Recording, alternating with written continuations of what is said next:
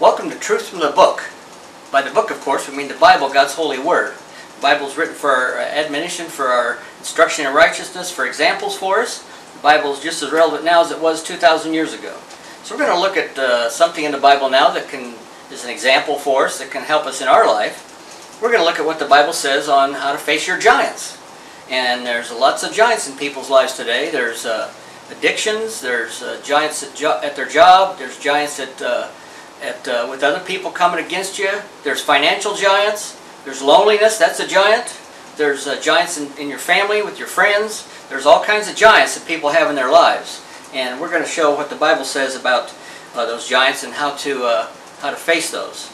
And hopefully this will be an example for you in your life if you're facing any giants. So let's turn, of course, we're going to use the story of David and Goliath. And that's in 1 Samuel chapter 17. So if you turn to 1 Samuel chapter 17, I'm going to read through here and get the basis of it. The Philistines gathered together their armies to battle, and Saul and the men of Israel were gathered together, and pitched by the valley of Elah, and set the battle in array against the Philistines. The Philistines stood on a mountain on one side, and Israel stood on a mountain on the other side, and there was a valley between them. And there went out a champion out of the camp of the Philistines named Goliath of Gath, whose height was 6 cubits and a span. He was almost 10 feet tall. And he had a helmet of brass upon his head, and he was armed with a coat of mail, and the weight of the coat was 5,000 shekels of brass. His armor weighed almost as much as I do. And notice what it says here in verse 9, actually verse 8. He stood and cried unto the armies of Israel, and said unto them, Choose you a man for you, and let him come down to me. If you be able to fight with me and to kill me, then will we be your servants. But if I prevail against him and kill him, then shall ye be our servants, and serve us. And the Philistines said, I defy the armies of Israel this day. Give me a man that we may fight together. Now notice what it says in verse 11. When Saul and all Israel heard those words of the Philistine, they were dismayed and greatly afraid. Now remember what the Bible says in the mouth of 2 or 3 witnesses. This is here twice. 24, verse 24. All the men of Israel, when they saw the man, fled from him and were sore afraid. They were scared. It was in there twice. So you know they were really scared. This giant had the whole army of Israel scared and frozen with fear. And so that's an example of us. And notice what it says here in verse 25. The men of Israel said, Have you seen this man that has come up? They're saying, Have you seen this guy? He's huge. And notice what it says in verse 16. The Philistine drew near morning and evening and presented himself 40 days. He had this army froze and afraid for 40 days. They couldn't figure out a way to defeat this giant. And that's just an example for you. When you're facing your giants are going to be scary. They're going to seem like they're insurmountable. They're going to seem like it's impossible to defeat them. They're going to seem so huge. And so that's the first thing, is you need to know your giants are going to seem big. Okay? They're going to seem really big. But we're going to see how you can face that. So now, let's go over down to the next page. David said to Saul, I'm going to go take care of that giant. And Saul said, You're just a boy. Well, notice what David said in verse 34. David said unto Saul, Thy servant kept his father's sheep, and there came a lion and a bear, and took a lamb out of the flock. And I went out after him, and smote him, and delivered it out of his mouth. And when he arose against me, I caught him by his beard, and smote him, and slew him. Thy servant slew both the lion and the bear, and this uncircumcised Philistine shall be as one of them, seeing he hath defied the armies of the living God. David said, Moreover, the Lord that delivered me out of the paw of the lion, and out of the paw of the bear, he will deliver me out of the hand of this Philistine. So there David was relying on previous experiences to encourage himself. He was saying, hey, I defeated the lion and the bear, I can defeat this guy. So that's what you need to do. This is an example to us. When you face a giant in your life, rely on past experiences to give yourself encouragement so it doesn't seem hopeless. You need to say, man, I defeated drugs, I can kick drugs, I can kick cigarettes too. Or I did this years ago, I remember that, that was awesome. I took care of that problem really good, and it's gone, and God will help me take care of this one. So there's another example for us. When you have a giant in your life, rely on past experiences to give yourself encouragement so you can face the giant you currently have. And here's another example here. Verse 38. And Saul armed David with his armor, and he put on a helmet of brass upon his head, and he armed him with a coat of mail, and David girded his sword upon his armor, and he tried to go, for he had not proved it. And David said unto Saul, I cannot go with these. There's going to be, and Saul was giving him his armor. He said, here, you're going to need these. So this is an example, when you have giants in your life, other people are going to come and tell you how to do it. They're going to give you their opinion. They're going to say, well, look, I did this. I took care of this real easy. Here's all you got to do. Or they're going to say, well, you know, here's how you can defeat him. Follow these instructions. They're going to give you their advice and their examples, and most of the time they're not going to work, because your giants belong to you. They don't belong to other people. And when other people see your giants, they're going to try to give you advice and try to say, do it my way. Now, there's good, godly people that will give you good, godly advice. But there's going to be a lot of people that won't. They'll give you their own opinion and their own advice. They'll say, well, you know, I didn't have a problem facing this giant. What's wrong with you? So, you know, don't just realize, don't listen to them, because there's other people that are going to give you their opinions. Sure enough, if you have a giant in your life. Now, look at another one here. Here's another example.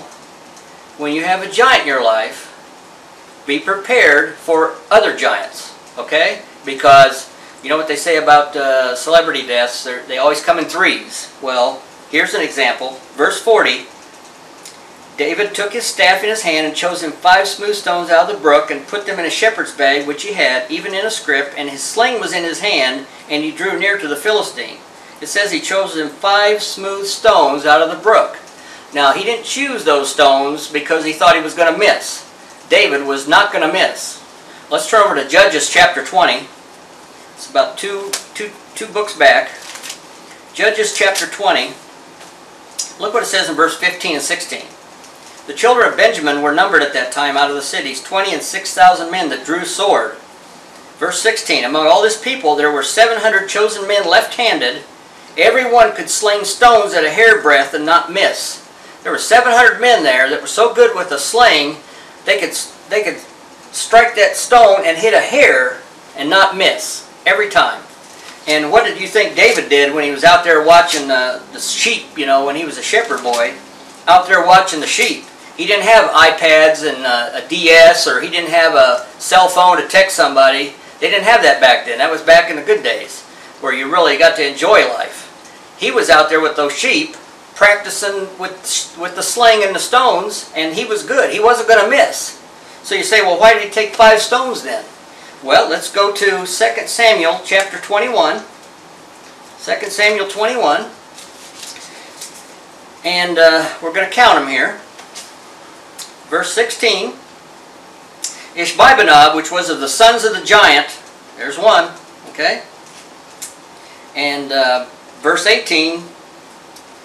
Then Sibbecai the Hushathite slew Saph, which was of the sons of the giant. There's 2. Verse 19.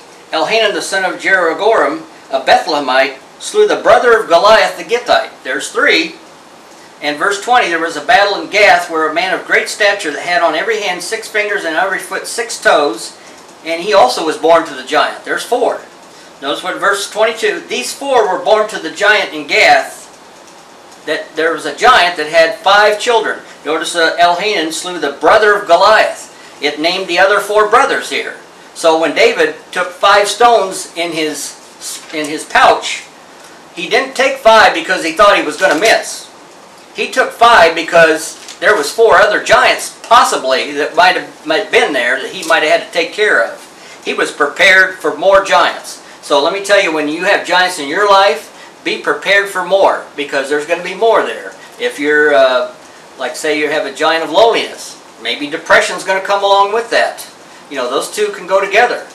Maybe you've got an addiction with cigarettes, and you got something else to go along with that. Maybe you're addicted to beer and cigarettes. Okay, so there's always going to be a possibility of other giants along with the main giant that you've got. Okay, and then the next one example that you need to look at is in verse 45. Then said David to the Philistine, Thou comest to me with the sword and with the spear and with the shield, but I come to thee in the name of the Lord of hosts, the God of armies of Israel, whom thou hast defied. This day will the Lord deliver me into mine hand. in verse 47, "And all this assembly shall know that the Lord saveth not with sword and spear, for the battle is the Lord's." So you need to remember that this is the Lord's battle. You know, when you're a Christian, you've got the Lord on your side, and things, you know, are a lot easier to handle knowing that God's there to help you. God is there to take that battle and help you face those giants. Now, if you're not a Christian, then you're facing your giants alone. I wouldn't want to do that. So I've done it before when I wasn't a Christian, and let me tell you, it was a disaster. So when you're facing your giants, remember who's with you. God is with you. You're not alone when you face your giants. So that's another example for us. Also, notice what it says in verse 48. "And it came to pass when the Philistine arose and came and drew nigh to meet David, that David hasted," he hurried, "and ran toward the army to meet the Philistine." So here's another example for us. When you have giants in your life, don't back off, run toward them. Take them head on and face those giants head on. Be excited about going to say, "Hey, I'm going to defeat this giant," and you run toward that giant and face it head on. Okay, and let's turn to, let's go to 51. "And said, Therefore David ran and stood upon the Philistine." This is after he smote him with the stone, and he fell. "David ran and stood upon the Philistine, and took his sword, and drew it out of the sheath thereof, and slew him, and cut off his head therewith. And when the Philistines saw their champion was dead, they fled." So here's an example for us, that when you defeat your giant, other giants are going to fall too. Because once you defeat your giant, those other giants, they're easier to handle. And this is an example for us that when those giants fall, the other giants are going to fall too. And this will encourage you because, you know, that you've got all these giants falling and all these problems are getting taken care of. So, anyway, you know what Romans 8:28 says, "For we know that all things work together for good to those who love God, to those who are the called according to His purpose." So nothing happens in a Christian's life without a purpose. Those giants in your life might be there for a purpose. Or, if they're not, you can learn through them and have a purpose by learning. It can teach you something. It can strengthen you. There's always going to be, like it says, all things work together for good. Something's going to be good out of that if you're a Christian and God's working with you because you have a purpose in your life. You're not just floating through life without a purpose. Every Christian has a purpose. And when there's a giant in a Christian's life, there's a purpose either through the giant or either through the victory over the giant. There's a purpose for that. And I hope this helped you to face the giants in your life a little easier. This is just a short study on giants. There's a lot more in here, a lot more stories for our examples and what we can learn from them. And I hope this example helped you learn how to face the giants in your life and make it a little easier and give you a little instructions and a little advice on what the Bible says about facing your giants. And thank you for watching, and God bless.